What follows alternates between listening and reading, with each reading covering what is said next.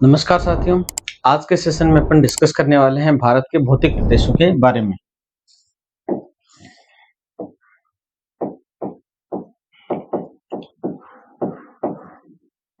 भौतिक प्रदेश, भारत के भौतिक प्रदेशों की अगर अपन बात करें तो ये तीन अवस्थाओं के प्रतिफल माने जाते हैं, जिसमें से जो पहली आती है वो है संरचना,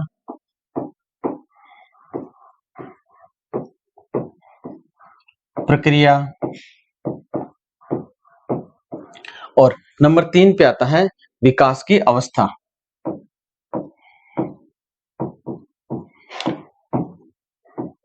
विकास की अवस्था यानी कि अपन किसी भी भौतिक प्रदेश या भू संरचना की बात करते हैं तो ये तीन प्रक्रियाओं के प्रतिफल माने जाते हैं: संरचना, प्रक्रिया और विकास की अवस्था। इन्हीं को ध्यान में रखते हुए हम भारत के भौतिक प्रदेशों के बारे में अध्ययन करेंगे। भौतिक प्रदेशों के बारे में अध्ययन करते हैं तो अपन देखते हैं कि भारत के जो भौतिक प्रदेश हैं उनको मुख्यतः 6 भागों में विभाजित किया गया है। नंबर 1 पे जो भौतिक प्रदेश आता है वो आता है उत्तरी पर्वतीय प्रदेश। उत्तरी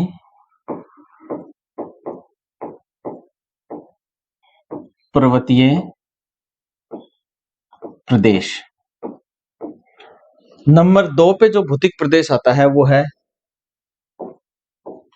उत्तर का विशाल मैदान।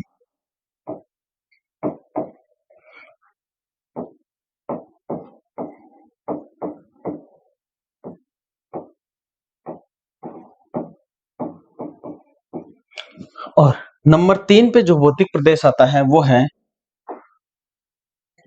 पश्चिम का मरुस्थल।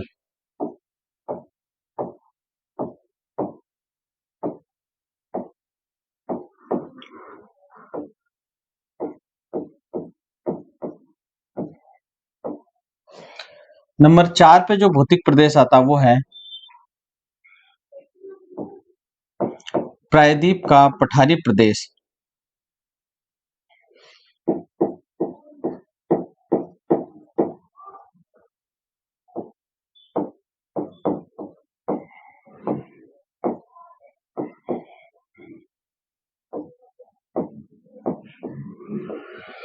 और नंबर 5 पे जो भौतिक प्रदेश आता वो है तटीय मैदान।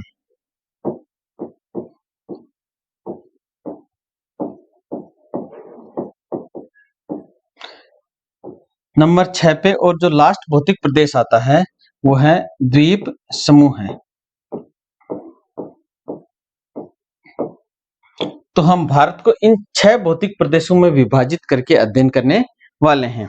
ये जो भौतिक प्रदेश हैं वो भारत में कौन-कौन सी जगह पे मिलते हैं उसके बारे में अगर अपन देखें भारत के मानचित्र में तो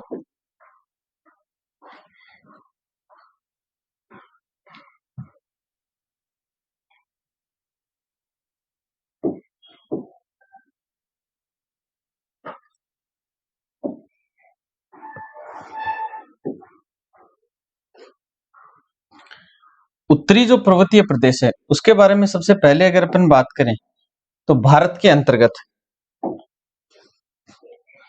ये जो भाग है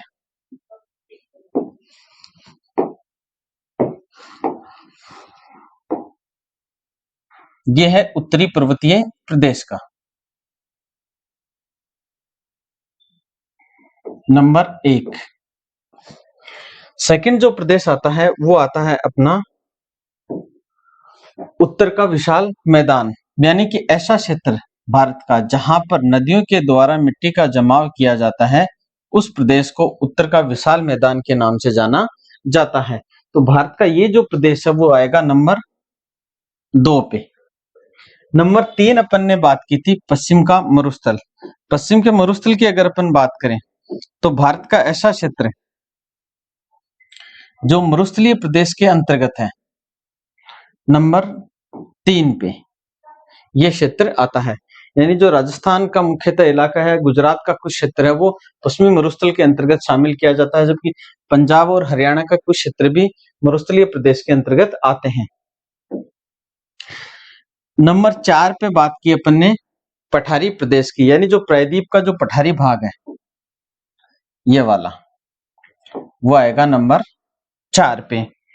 नंबर 5 की अगर अपन बात करें कि तटीय मैदान, तो ये जो जितना भी भाग बच गया लास्ट में तट में, ये आएगा नंबर 5 पे, तटीय मैदान। छठा जो आएगा वो है द्वीप समूह है, जिसमें आएंगे आपके लक्षद्वीप और अंडमान निकोबार द्वीप समूह। मुख्यतः ये जो 2 द्वीप हैं ये आएंगे। तो ये आगे छठे नंबर 6 पे द्वीप समूह के बारे में। तो इस प्रकार से अपन देखते हैं कि भारत को मुख्यतः अपन 6 भौगोलिक विभागों में विभाजित कर सकते हैं, जिनकी स्थिति भारतीय मानचित्र पर इस प्रकार से देखने को मिलती है। नेक्स्ट अगर अपन बात करें नंबर 1 पे,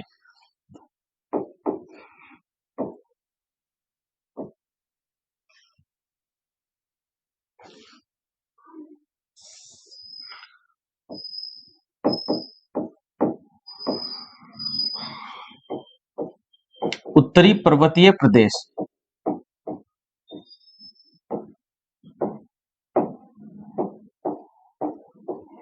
ये जो उत्तरी पर्वतीय प्रदेश है ये भारत में उत्तर में और उत्तर पूर्व की जो पहाड़ियां हैं इस क्षेत्र में फैला हुआ है।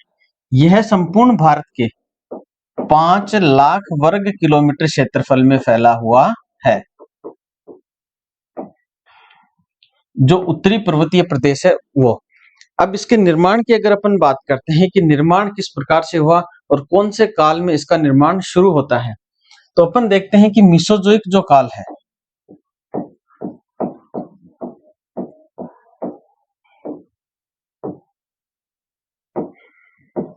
मीसोजोइक काल के अंतिम समय में, जिसे अपन टर्शरी युग के नाम से भी जानते हैं,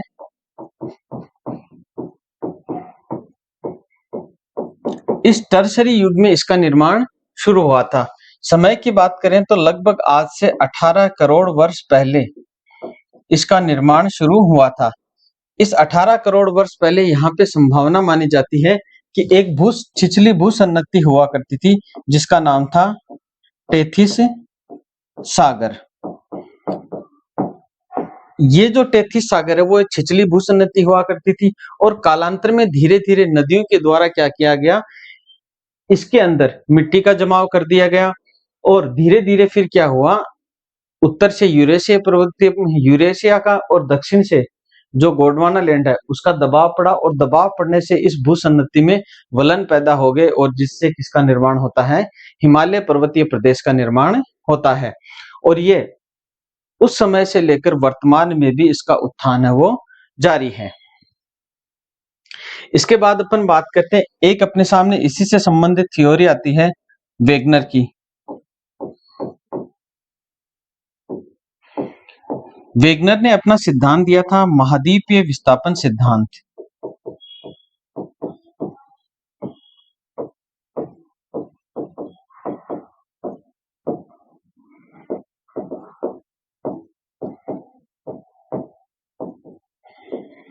इस महाद्वीपीय विस्थापन सिद्धांत में वेगनर ने बताया था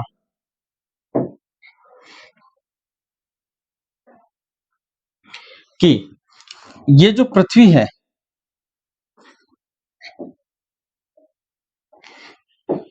इस पृथ्वी पर 2 हिस्से हुआ करते थे।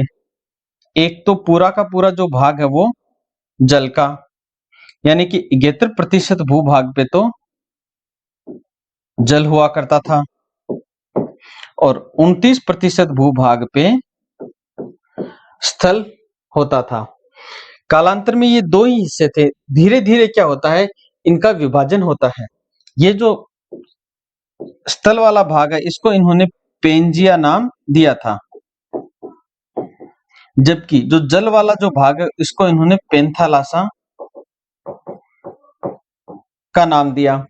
पेंजिया में धीरे धीरे कालांतर में समय के साथ में विभाजन हुआ और ये 2 टुकड़ों में विभाजित हो गया। एक भाग है वो उत्तर में रह गया और दूसरा भाग है वो दक्षिण में रह गया और इनके बीच में कुछ एक नया सागर बन गया। इस बीच वाले जो भाग है इसको इन्होंने टेथिस सागर का नाम दिया। जबकि उत्तर वाला जो भाग है इसे इन्होंने अंगारा लैंड कहा।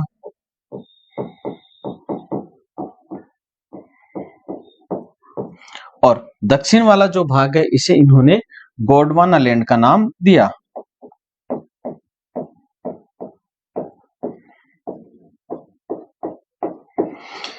ये जो 33 भूसन्नति है या 33 सागर था, एक छिछला सागर बन गया। छिछले सागर में इधर से इसका दबाव पड़ा और यहां से इसका दबाव पड़ा, तो यहां पर एक पर्वत श्रृंखला का निर्माण हुआ, उसे हिमालय पर्वत के नाम से जाना जाता है। ये एक साधारण सी भाषा में अपन ने बात की थी। इसके बाद में नेक्स्ट अपन देखते हैं कि जो उत्तरी पर्वतीय प्रदेश है इसको मुख्यतः 3 भागों में विभाजित करके अध्ययन करते हैं। यानी अपन विभाजन इसलिए कर रहे हैं कि अपने अध्ययन की दृष्टि से इसमें सुविधा हो। तो नंबर 1 पे आता है ट्रांस हिमालय।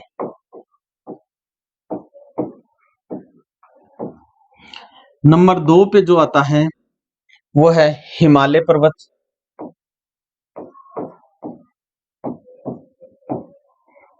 और नंबर 3 पे आती हैं पूर्वांचल की पहाड़ियां।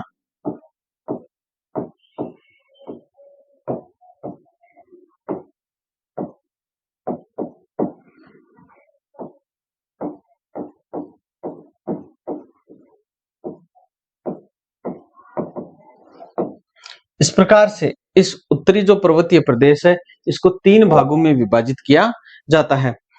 अभी अपन नंबर 1 पे अध्ययन करेंगे ट्रांस हिमालय के बारे में।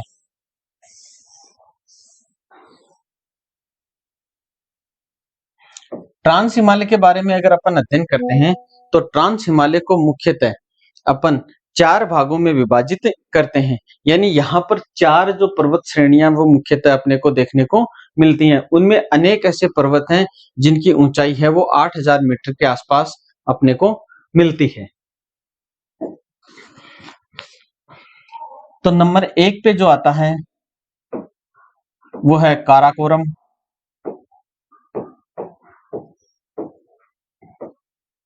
दो नंबर पे है लद्दाख।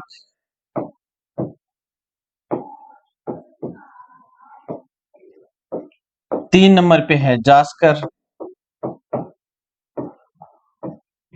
और 4 नंबर पे है कैलाश श्रेणी। ये 4 पर्वत हैं वो अपने को ट्रांस हिमालय में मुख्यतः देखने को मिलते हैं। यहाँ पर अपन एक एक के बारे में शॉर्ट बातें जानेंगे जो बहुत ही ज्यादा इंपॉर्टेंट हो। पहले बात करते हैं काराकोरम के बारे में। काराकोरम जो पर्वत श्रेणी है, अगर अपन भारत के मानचित्र में देखें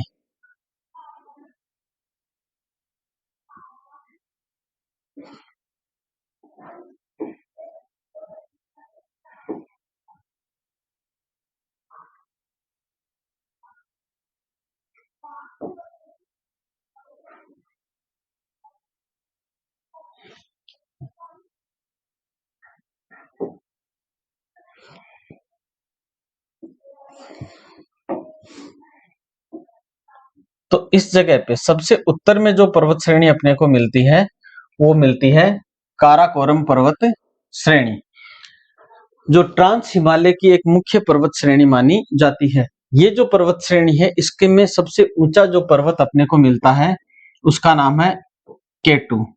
इस केटू को ही गोडविन ऑस्टिन के नाम से जाना जाता है।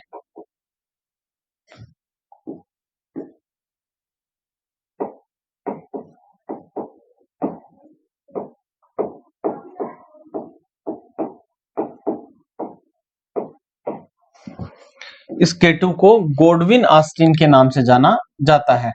ये जो केटू है इसकी अगर अपन ऊंचाई की बात करते हैं तो इस केटू की ऊंचाई 8611 मीटर मिलती है।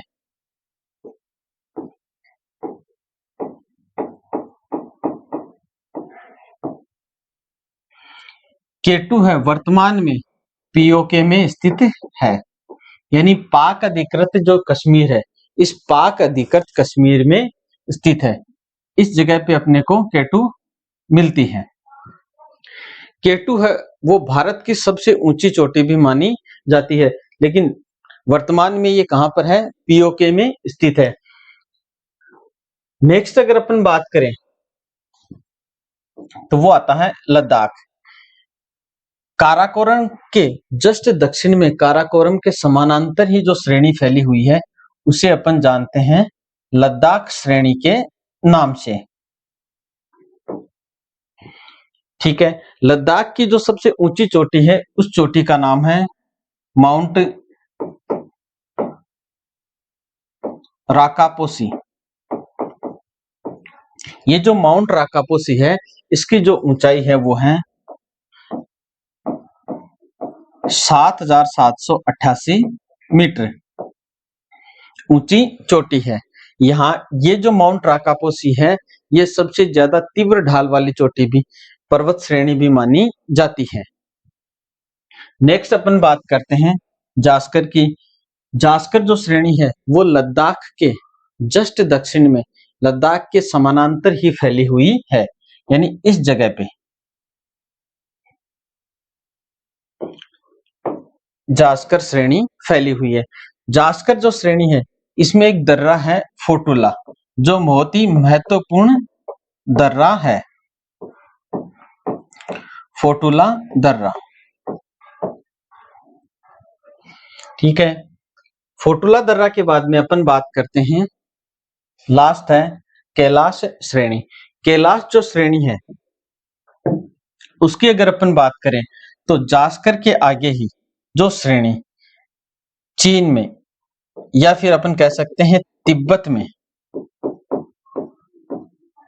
फैली हुई है उसे अपन जानते हैं कैलाश श्रेणी के नाम से जानते हैं।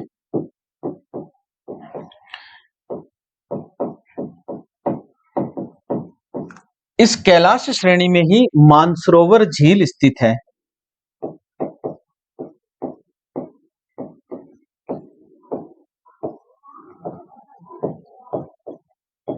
मानसरोवर झील स्थित है। इसी मानसरोवर झील से भारत की दो मुख्य बड़ी नदियां निकलती हैं, सिंधु और सतलज नदी।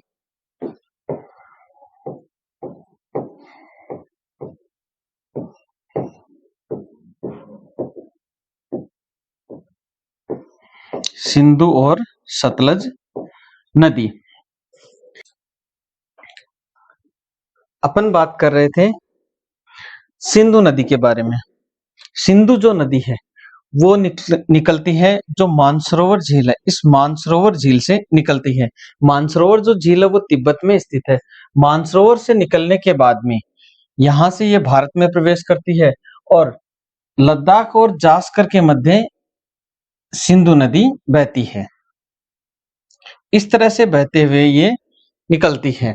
इसके बाद में अपन बात करते हैं कि जो लद्दाख श्रेणी है इस लद्दाख श्रेणी में भी एक दर्रा है। जिस प्रकार से जास्कर श्रेणी का जो दर्रा है वो है फोटुला दर्रा, और जो लद्दाख श्रेणी है इस लद्दाख श्रेणी का जो दर्रा आता है वो दर्रा है खारदुंगला।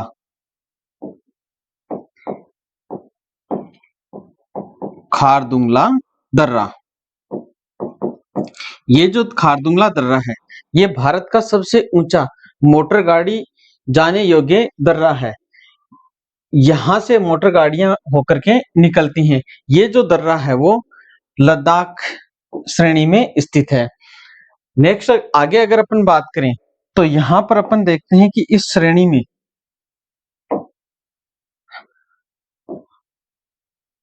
ट्रांस जो हिमालय है, इस ट्रांस हिमालय में कुछ हिमनद भी अपने को देखने को मिलते हैं। जैसे अगर भारत के मानचित्र में अपन बात करें इनकी,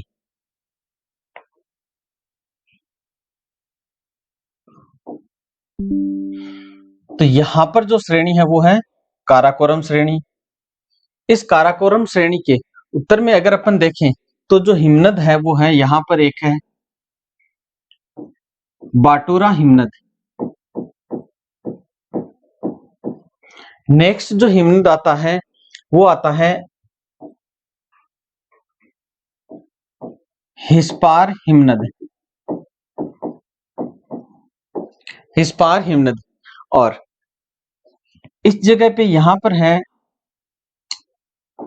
लद्दाख और जो काराकोरम श्रेणी है इस लद्दाख और काराकोरम श्रेणी के बीच में जो हिमनद स्थित है वो है बाल्टोरो।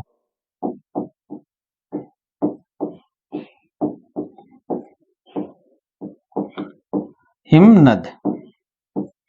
और यहाँ पर जो हिमनद है उस हिमनद को अपन नाम सियाचिन हिमनद के नाम से जानते हैं।